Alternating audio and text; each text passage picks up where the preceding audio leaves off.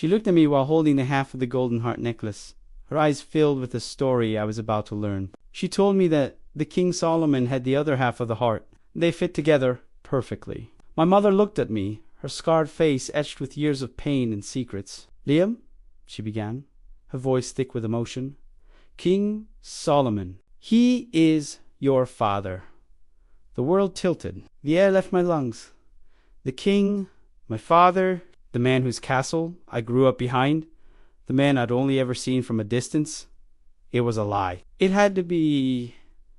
A torrent of anger and betrayal washed over me. I couldn't look at either of them. I turned and ran. I fled the cottage, the suffocating opulence, the whispers, the lies. I ran until the city lights were a faint glow behind me, until my legs gave out. I found myself on a dusty road, miles from everything I knew. An old, kindly couple found me, collapsed, and took me into their small, warm home. They didn't ask me any questions, just offered me shelter and a kindness I desperately needed. Back at the castle, the truth was finally being laid bare. My mother, Dora, stood before the king, not as a servant, but as the woman he once knew. He finally saw past the scars.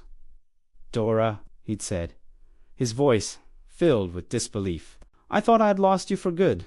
You just disappeared without a trace." He hadn't recognized her all these years. He embraced her, a king holding the woman he thought was gone forever. She told him everything. She told him that I was his firstborn son and apologized for hiding the truth, explaining she did it to protect me from the dangers and politics of the court. King Solomon, filled with regret and a newfound determination, asked for her help in searching for me. He promised to make things right. Meanwhile, I was living with the old couple, healing from the inside out. I stayed with them for 6 years. I grew from a confused boy into a young man. They homeschooled me, nurturing my love for learning, and I graduated from high school under their gentle guidance. They became the family I chose. During those years, things at the castle changed dramatically. The king, true to his word, had made my mother, Dora, his wife.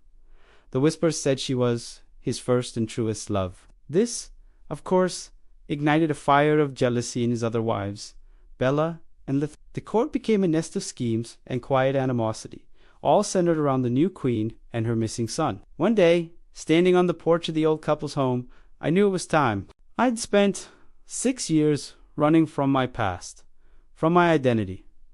But running wasn't living. I thanked the old couple who had saved me, promising them I would return and take care of them as they had for me. It was time to go back. It was time to face the king who was my father, and more importantly, to make amends with my mother. I had to stop running from my reality and finally step into the life that was waiting for me. My journey home was just beginning. Thank you for watching. If you enjoyed this story, make sure to like, subscribe, and hit the notification bell so you don't miss what happens next. See you in the next video.